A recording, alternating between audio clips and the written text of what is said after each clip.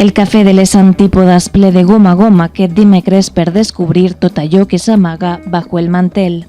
La novel·la escrita a quatre mans per l'escriptora Alicia Estopinyà i el seu marit, el notari Emilio González Bou. Una deliciosa narració amb toc d'humor, gastronòmica i turística que es desenvolupa a la comarca del Matarranya i als ports de Beseit. Doncs això és una història, una comèdia d'enredos, de persecucions, que està ambientada naturalment a la comarca del Matarranya, que és la zona amb la que visquem nosaltres i que sempre hem sigut allà, i al mateix temps sota d'una trama d'intrigues, de gastronòmica, sobre el que passa sota el sello de la gastronomia aquesta ecològica i tot el sello ecològic. Resulta que hi ha algo que no cuaja, hi ha una part túrbia, tèrbola, que no està... I això, hi ha un gastrònom, el protagonista és un home i un gastrònom reputat que a més escriu llibres sobre gastronomia i una periodista molt bona noia, però que no és una noia de ciutat, i llavors quan arriba allà a la comarca els dos van una mica perduts. A part, quan comencen a investigar hi ha una sèrie de circumstàncies que es van tornant en contra d'ells, i d'allí venen persecucions, intrigues. Amb un començament divertit i on es desgrana un viatge a la casa de la bona cuina pels pobles i terres que rega el Matarranya.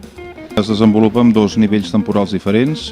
Un és en un futur molt pròxim, que és el descobriment de la comarca del Matarranya, i l'altre és la trama purament de novel·la negra còmica que es produeix uns anys més tard, quan ja suposadament el Matarranya s'ha consolidat com una comarca de turisme de luxe, com pot ser la Toscana o la Provença.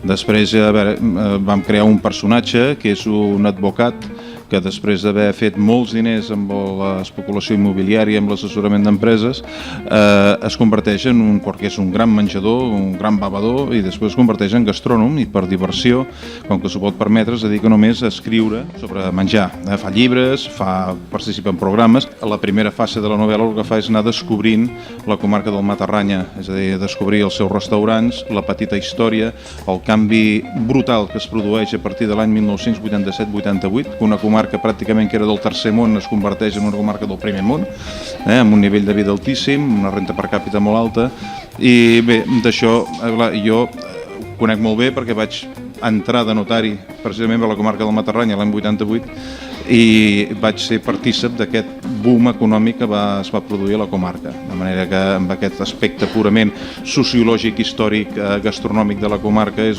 experiència pròpia. Amb la trobada organitzada pel Grat Badalona, les assistents han pogut compartir anècdotes, llocs interessants, racons encantadors, hotels rurals i altres delícies turístiques amanides amb uns personatges molt treballats que no deixen indiferent al lector. Amb aquest curiós tàndem literari que formen l'Alicia i el seu marit, que transmeten tota la seva passió per la literatura com a lectors i també com a creadors. En realitat van començar el llibre anterior, que es diu Los perros y los cuchillos. Jo sempre havia començat, ell ha escrit, però sempre coses tècniques de lo seu, i jo escric ficció.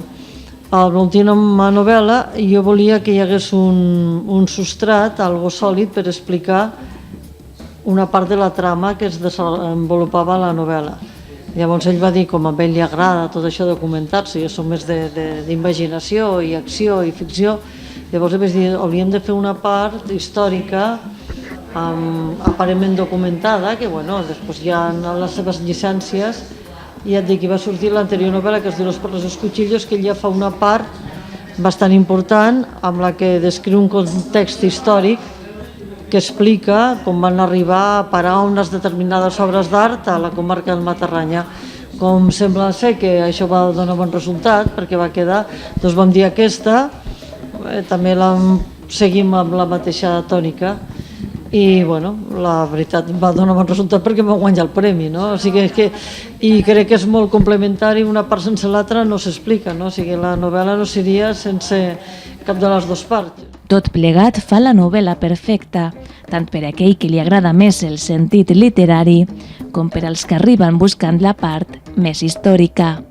De fet, Bajo el mantel és la novel·la guanyadora del Premi Llibreria Serret de Literatura Rural. Sí, bueno, és que a més això, també la trama l'anem fent una mica així mano a mano. O sigui, quan sopem, quan dinem, escolta, ara què fem? Fem això, a veure qui matem o no. Fa goig que dir, bueno, em prens una aventura així d'escriure, a veure què surt, i resulta que nosaltres ens pensàvem, bueno, doncs vés a saber, i mai resulta que guanya un premi. I, bueno, bé, també és veritat que l'anterior també va tenir un cert èxit, de manera, de fet ara l'ha comprada una editorial i es publicarà ara el mes de juny-juliol sortirà, o sigui, la que era anterior a aquesta, però que curiosament al cap del temps doncs, també ha agradat la idea. Bueno, mira, no som el primer cas que escriu a quatre mans, hi ha algun matrimoni suec o danès que també ho fa.